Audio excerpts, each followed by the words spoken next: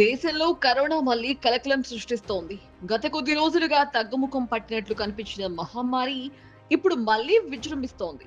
దేశవ్యాప్తంగా యాక్టివ్ కేసుల సంఖ్య గణనీయంగా పెరగడంతో పాటు మరణాలు కూడా నమోదవుతున్నాయి.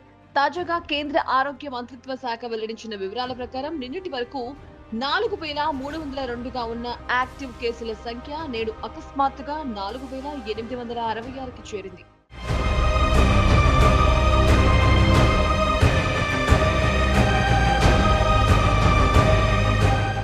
కేవలం 24 గంటల వ్యవధిలో 564 కొత్త కేసులు నమోదవడంతో ప్రజలు ఆందోళన పడుతున్నారు. అంతేకాదు, గత 24 గంటల్లో దేశవ్యాప్తంగా 7గురు కోవిడ్ కారణంగా మరణించారు. మృతుల్లో ఢిల్లీకి చెందిన 5 నెలల చిన్నారి కూడా ఉండడం విచారానికి గురిచేస్తోంది.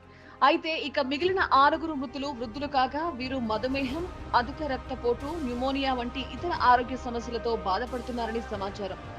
మహారాష్ట్రలో 3, ఢిల్లీ, కర్ణాటక రాష్ట్రాల్లో చెరో 2 చనిపోయినట్లు అధికారిక గణాంకాలు చెబుతున్నాయి.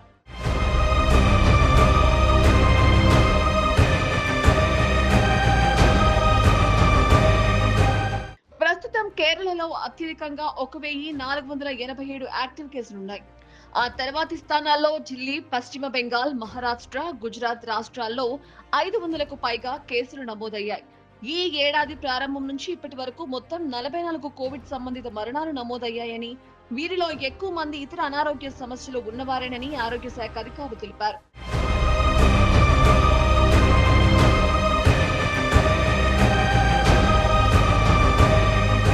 ప్రస్తుతం ఉన్న పరిస్థితుల్లో ప్రజలంతా వ్యక్తిగత పరిశుభ్రత పాటించాలని వైద్యులు సూచిస్తున్నారు.